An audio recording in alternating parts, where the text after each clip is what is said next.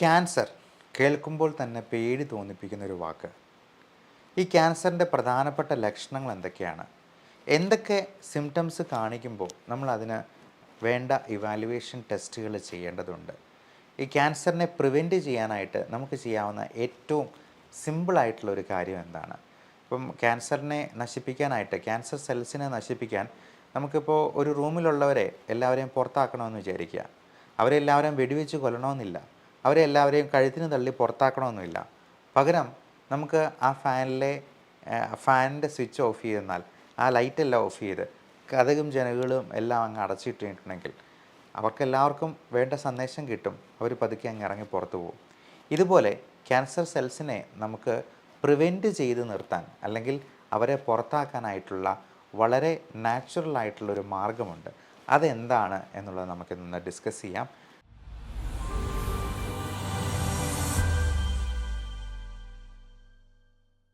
നമസ്കാരം, ഞാൻ doctor Bipin Jose, Pulmo medical centre, Pala, Kanjirappally and Sultan Bathery.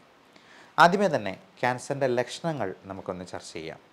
ഇതിലേറ്റവും പ്രധാനമായിട്ടുള്ള ചില ലക്ഷണങ്ങൾ: അനിയന്ത്രിതമായ പനി, അതായത് നാളുകളായിട്ട് വളരെ കടുത്ത രീതിയിലുള്ള പനി, എന്താണ് കാരണമെന്ന് മനസ്സിലാക്കാൻ പറ്റുന്നില്ല. അതേപോലെ വെയിറ്റ് കുറഞ്ഞു പോവുക, വണ്ണം. ഇപ്പം നമുക്ക് അൺഎക്സ്പ്ലെയിൻഡ് ആയിട്ടുള്ള വെയിറ്റ് ലോസ്, നമ്മൾ വേണമെന്ന് വിചാരിച്ച് ഡയറ്റ് ചെയ്തിട്ടോ എക്സസൈസ് ചെയ്തിട്ടോ ഒന്നുമല്ല, ഒരു കാര്യവും ഇല്ലാതെ 5 കിലോ 10 കിലോ ഒക്കെ കുറച്ച് മാസങ്ങൾക്കുള്ളിൽ തന്നെ നഷ്ടപ്പെടുക. എപ്പോഴും ഫുള്ളാണ് എന്നൊരു തോന്നുക, അതായത് അനോറെക്സിയ, നമുക്ക് ഭക്ഷണം കഴിക്കാനേ തോന്നുന്നില്ല, എപ്പോഴും നമ്മൾ വയറ് ഫുള്ളാണ്, അല്ലെങ്കിൽ നമുക്ക് വിശപ്പ് തോന്നുന്നേ ഇല്ല എന്നുള്ളൊരവസ്ഥ. നമുക്ക് അവിടെ ഇവിടെയായിട്ട് പല സ്വെല്ലിങ്, പല മുഴകൾ ഉണ്ടാവുക. ഏറ്റവും പ്രധാനമായിട്ടും ഈ ലിംഫ് നോഡ്, കഴലകൾ എന്ന് പറയുന്ന കഴുത്തിൻ്റെ അവിടെ, അല്ലെങ്കിൽ കഷത്തിൽ, നമ്മുടെ തുടയിടുക്കുകളിൽ, മറ്റ് ഈ ചെവിയുടെ പുറകിലായിട്ട് ഒക്കെ എന്തെങ്കിലും മുഴകളായിട്ട് വരിക. അവിടെ എന്തെങ്കിലും വീക്കോ അല്ലെങ്കിൽ വേദനകളോ ഉണ്ടാവുക. പിന്നെ ഓരോ തരത്തിലുള്ള ക്യാൻസറിനും ഓരോ ലക്ഷണങ്ങളുണ്ട്. ഇപ്പോൾ തൈറോയിഡിൻ്റെ ക്യാൻസറിന് അവിടെ മുഴകളായിട്ട്, നോഡ്യൂളായിട്ട് വരാം. അപ്പോൾ പലപ്പോഴും പല ക്യാൻസറുകളും നമ്മൾ തുടക്കത്തിൽ തന്നെ സ്വെല്ലിംഗ് ആയിട്ടിരിക്കുമ്പോഴത്തേക്കും അത് ചികിത്സിച്ചെന്നാൽ ക്യാൻസറസ് ആകാതെ മാറാനായിട്ട് നമുക്ക് അത് പ്രിവെൻറ്റ് ചെയ്യാനായിട്ട് സാധിക്കും.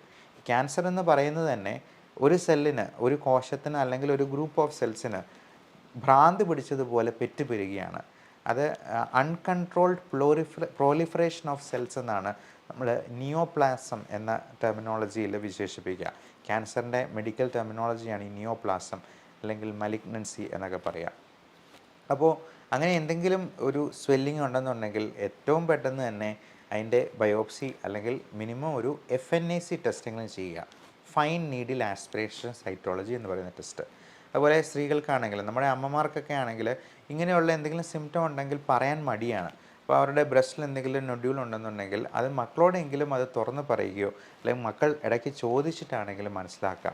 അപ്പം അവർ പാൽപ്പേറ്റ് ചെയ്യുമ്പോൾ ബ്രസ്റ്റിലൊരു നൊഡ്യൂളായിട്ടോ സ്വെല്ലിംഗ് ആയിട്ടോ ഒക്കെ ഉണ്ടെങ്കിൽ ഒട്ടും മടിക്കാതെ തന്നെ ഒരു ഡോക്ടറെ കണ്ട് അതിൻ്റെ കാര്യങ്ങൾ ചർച്ച ചെയ്ത് അതിന് വേണ്ട പരിശോധനകൾ ചെയ്യണം. അതുപോലെ ബ്ലീഡിങ്, അത് ഏതെങ്കിലും ഒരു നാച്ചുറൽ ഓറിഫിസിൽ നിന്ന്, ചിലപ്പം മൂക്കിലൂടെ ബ്ലഡ് വരുന്നതായിരിക്കാം, അല്ലെങ്കിൽ നമ്മൾ ചുമയ്ക്കുമ്പോഴത്തേക്കും അതിൻ്റെ കഫത്തിൻ്റെ കൂടെ ചോര മയം കാണുന്നതാവാം. വയറ്റിൽ നിന്ന് പോകുമ്പോൾ ബ്ലീഡിങ് ആയിട്ട് ഉണ്ടാവുക. സ്ത്രീകൾക്കാണെങ്കിൽ വജൈനൽ ബ്ലീഡിങ്, പീരീഡ്സിൻ്റെ സമയം അല്ലെങ്കിൽ പോലും ബ്ലീഡിങ് ഉണ്ടാവുക, അല്ലെങ്കിൽ കൂടുതലായിട്ട് ബ്ലീഡിങ് ഉണ്ടാവുക. പീരീഡ്സിൻ്റെ സമയത്ത് 5, 6, 7 ദിവസമൊക്കെ ബ്ലീഡിങ് കണ്ടിന്യൂസ് ആയിട്ട് നിൽക്കുക, തുടങ്ങിയുള്ള പ്രശ്നങ്ങളുണ്ടാവുക. വയറ് സംബന്ധമായിട്ടുള്ള ഓൾട്ടേർഡ് ബവൽ ഹാബിറ്റ്സ്, അല്ലെങ്കിൽ യൂറിനറി സിംറ്റംസ് എന്ന് പറയും. അപ്പോൾ അങ്ങനെയുള്ള പ്രശ്നമുണ്ടാവുക. യൂട്രസിൻ്റെ, അല്ലെങ്കിൽ എൻഡോമെട്രിയൽ ക്യാൻസർ, അല്ലെങ്കിൽ ഒവേറിയൻ ക്യാൻസർ, CA സെർവിക്സ്, ഇതിനെല്ലാം പലതരത്തിലുള്ള ലക്ഷണങ്ങളാണ്. അപ്പോൾ നമുക്ക് ഇത്തരത്തിലുള്ള ലക്ഷണങ്ങൾ എന്ത് കണ്ടെന്നാലും നിങ്ങൾക്ക് ഒരു സുഹൃത്തിനെ പോലെ സംസാരിക്കാവുന്ന ഒരു ഡോക്ടറിനെ കണ്ടെത്തി അതിന് വേണ്ട ഇവാലുവേഷൻ ചെയ്യേണ്ടത് വളരെ വളരെ അത്യാവശ്യമാണ്. അപ്പോൾ പലപ്പോഴും നമ്മൾ ഏറ്റവും പ്രാഥമികമായിട്ടുള്ള പരിശോധനകൾക്കൊന്നും വലിയ പൈസയാകുന്നതല്ല. അപ്പോൾ ഒരു അൾട്രാസൗണ്ട് സ്കാൻ ചെയ്യാനായിട്ട് കൂടിപ്പോയെന്നാൽ 800 രൂപയാവത്തുള്ളൂ. അപ്പോൾ അതിൽ നിന്ന് തന്നെ നമുക്ക് ഏകദേശം ഇങ്ങനെയുള്ള ക്യാൻസറിൻ്റെ എന്തെങ്കിലും തുടക്കമുണ്ടെന്നുണ്ടെങ്കിൽ അത് ഏറ്റവും ഏർലി സ്റ്റേജിൽ തന്നെ കണ്ടുപിടിച്ച് അവനെ നമുക്ക് പുറത്താക്കാനായിട്ട് ശ്രദ്ധിക്കാം. അതുപോലെ ബ്രെയിനിൽ ക്യാൻസർ ഉണ്ടാകുമ്പോഴേക്കും, എന്തെങ്കിലും ബ്രെയിൻ ട്യൂമറായിട്ട് ഉണ്ടാകുമ്പോഴേക്കും നമുക്ക് തലവേദന, തലകറക്കം, ക്ഷീണം, ആളുടെ മെൻ്റൽ സ്റ്റേറ്റസ് തന്നെ മാറുന്ന, ക്യാരക്ടർ മാറുന്ന രീതിയിൽ എന്തെങ്കിലും രോഗലക്ഷണങ്ങൾ കാണിക്കുക. അതുപോലുള്ള ഡിപ്രഷൻ, ആങ്സൈറ്റി പോലുള്ള പ്രശ്നങ്ങൾ പോലും ഇതിൻ്റെ തുടക്ക ലക്ഷണങ്ങളായിട്ട് ചിലപ്പോൾ കാണാറുണ്ട്. അപ്പം ക്യാരക്ടർ മാറുന്ന രീതിയിൽ, അതായത് ഇൻട്രാക്രൈനിയൽ പ്രഷർ കൂടുന്ന രീതിയിൽ, നമ്മുടെ സ്കള്ളിനുള്ളിലുള്ള പ്രഷർ കൂടുന്ന രീതിയിൽ എന്തെങ്കിലും ഒരു ലീഷൻ ഉണ്ടാവുകയാണെങ്കിൽ അതിനനുസരിച്ചുള്ള സിംറ്റം ആയിരിക്കും. അതുപോലെ ലങ് ക്യാൻസർ ആണെങ്കിൽ ലങ്സിനിടയിലുള്ള സ്പേസാണ് മീഡിയാസ്റ്റൈനം എന്ന് പറയും. അപ്പോൾ അങ്ങനെയുള്ള ക്യാൻസറുകളാണ് പലപ്പോഴും ലിംഫോമ, സെമിനോമ തുടങ്ങിയ ക്യാൻസറുകളൊക്കെ. അപ്പോൾ പല സെലിബ്രിറ്റീസും യുവരാജ് സിംഗിനെ പോലെ, മമത മോഹൻദാസ് എന്ന നടിയെപ്പോലെ ഒക്കെ പല ആൾക്കാരും ഇങ്ങനെയുള്ള ക്യാൻസറിൽ നിന്നും പൂർണ്ണമായിട്ടും മുക്തി പ്രാപിച്ച് ജീവിതത്തിലേക്ക് വളരെ സക്സസ്ഫുൾ ആയിട്ട് തന്നെ തിരിച്ചു വന്നിട്ടുള്ള ആൾക്കാരാണ്.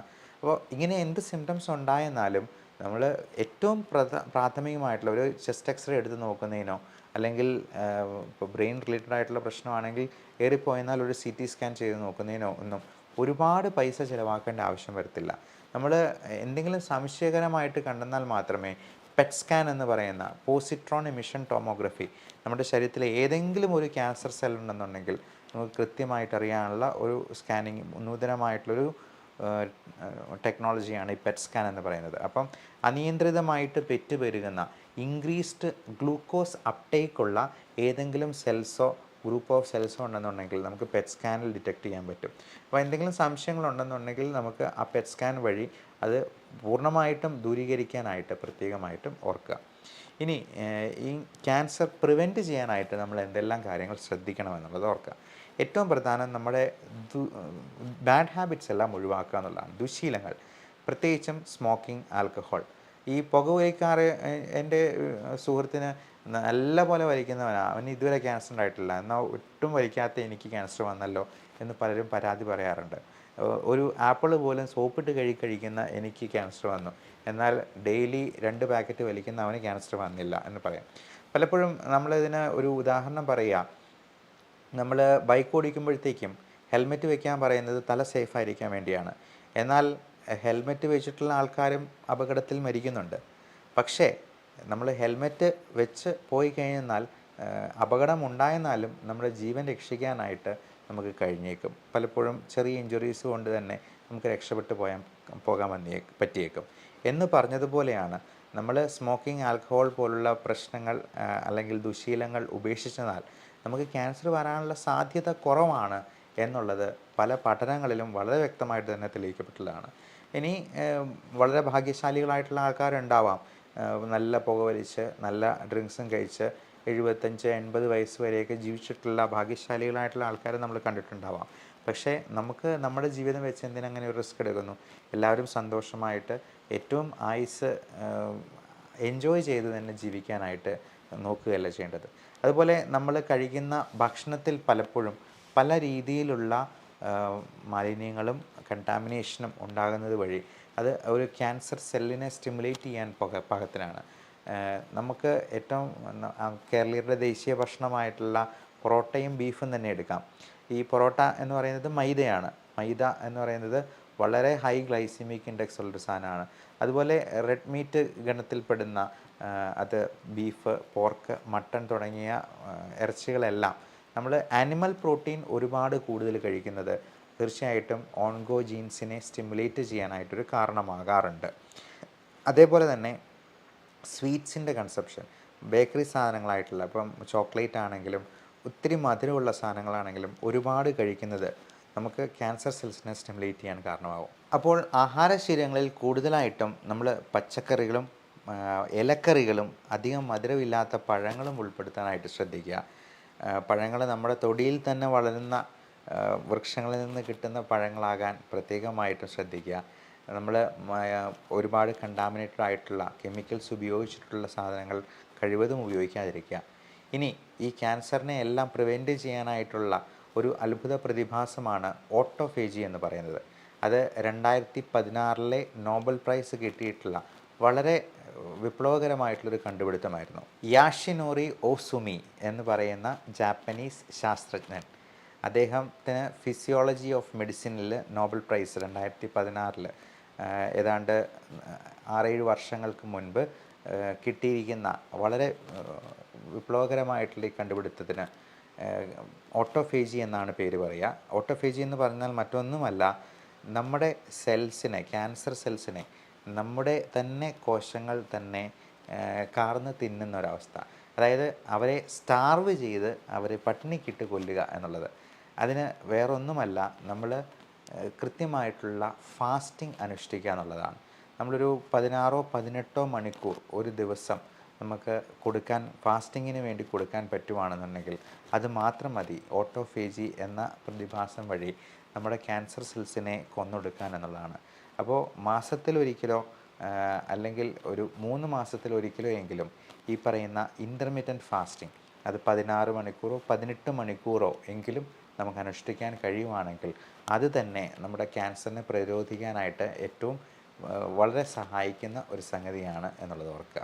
ഈ ഓട്ടോഫേജി എന്ന വാക്കിന് സെൽഫ് ഈറ്റിംഗ് എന്നൊരർത്ഥം കൂടിയുണ്ട്. അതായത് നമ്മുടെ ക്യാൻസർ സെൽസിനെ നമ്മുടെ കോശങ്ങൾ ഉപയോഗിച്ച് തന്നെ അങ്ങ് കാർന്ന് തിന്നുക. ഞാൻ ആദ്യം പറഞ്ഞ ഉദാഹരണം പോലെ ഒരാളെ പുറത്താക്കാനായിട്ട് അവനെ വെടിവെച്ച് കൊല്ലുമൊന്നും വേണ്ട.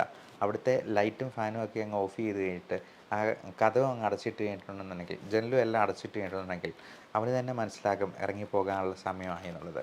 ഇതുപോലെ നമുക്ക് ഈ സെൽഫ് ഈറ്റിംഗ് വഴി, ഓട്ടോഫേജി വഴി ക്യാൻസറിനെ പടിക്ക് പുറത്ത് നിർത്താനായിട്ട് എല്ലാവർക്കും സാധിക്കട്ടെ. നല്ല ആരോഗ്യം ആശംസിക്കുന്നു. Love and regards, doctor Bibin Jose, Pulmo medical centre, Pala, Kanjirappally and സുൽത്താൻപുരം.